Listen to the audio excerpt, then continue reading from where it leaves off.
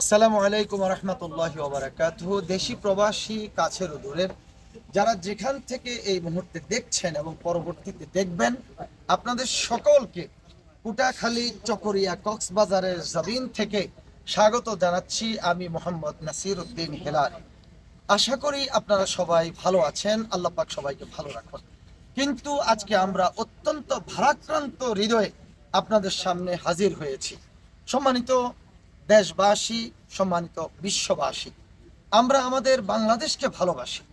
আমাদের এই বাংলাদেশ 94.6% মুসলমানের দেশ। এই দেশের মধ্যে বর্তমানে হিন্দুবাদী, ইসকন, উগ্রবাদীরা আমাদের বাংলাদেশের সাম্য, মৈত্রী এবং আমাদের দেশের শান্তি বিনষ্ট করার জন্য তারা উঠে পড়ে লেগেছে। আমাদের বাংলাদেশের বিরুদ্ধে তারা ষড়যন্ত্র করছে। আওয়ামী ফ্যাসিবাদী বাংলাদেশ থেকে পালিয়ে যাওয়ার পর সেই কুখ্যাত প্রধানমন্ত্রী ইন্ডিয়াতে বসে বসে বিভিন্ন রকম গুটি চালছে। ঠিক তার চাল অনুযায়ী হিন্দু উগ্রবাদীরা বর্তমান বাংলাদেশের পরিবেশকে নষ্ট করার জন্য তারা চেষ্টা চালিয়ে যাচ্ছে। আমি আজকে আপনাদের সকলের কাছে আহ্বান করব, হিন্দুরা এরা সাপের লেজ হিসাবে বাংলাদেশে ভূমিকা রাখছে। তাদের সাপের মুখ রয়েছে দিল্লি। আমরা যদি তাদের ফাঁদে পড়ে, অর্থাৎ তাদের সাপের লেজের মধ্যে পা দেয়, ইন্ডিয়া থেকে আমাদেরকে সবল মারার জন্য চেষ্টা করবে। অর্থাৎ আমাদের বাংলাদেশে অশান্তি সৃষ্টির জন্য ইন্ডিয়া, নরেন্দ্র মোদী সহ তারা আমাদের বাংলাদেশকে নিয়ে তারা বিভিন্ন রকম খেলায় মেতে উঠবে।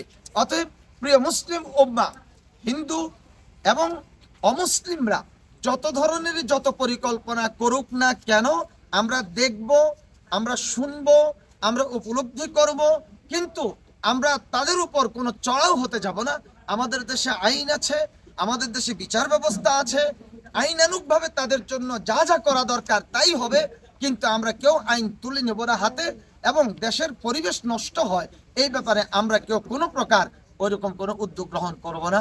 আমরা সর্বোচ্চ ধৈর্যের পরিচয় দেব।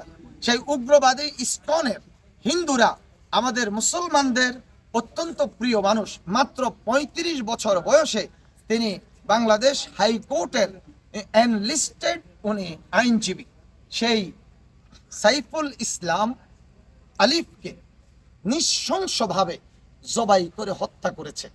এটার মূল উদ্দেশ্য ছিল, আমাদের সাইফুল ইসলাম আলিফকে হত্যা করলে আমরা মুসলমানরা এটাকে কেন্দ্র করে আমরা হিন্দুদেরকে মারতে যাব।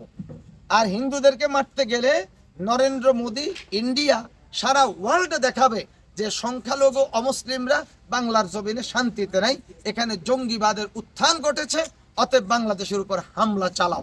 এটা হচ্ছে তাদের সুদূর প্রসারী পরিকল্পনা।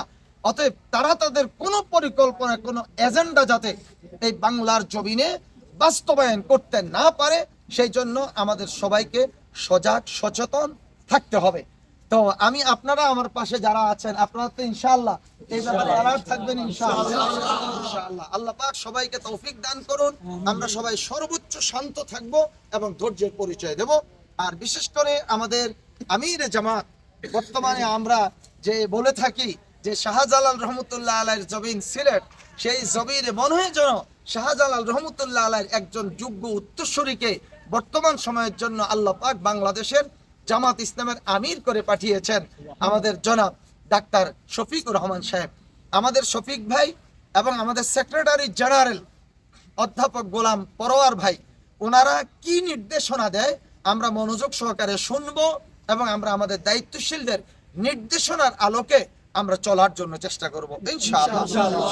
প্রিয় বিশ্ববাসী, আমরা বাংলাদেশের জন্য, দেশের মুসলিম উম্মার জন্য আপনাদের সকলের কাছে দোয়া চেয়ে আজকের মতো শেষ করছি। রব্বুল আলামিন সবাইকে ভালো রাখুন। আল্লাহ আমাদের বাংলাদেশটাকে দ্বীনের জন্য, ইসলামের জন্য, কোরআনের জন্য কবুল করুন। এই মুনাজাত রেখেই শেষ করছি। মা'আস-সালাম, আসসালামু আলাইকুম ওয়া রাহমাতুল্লাহি ওয়া বারাকাতুহু।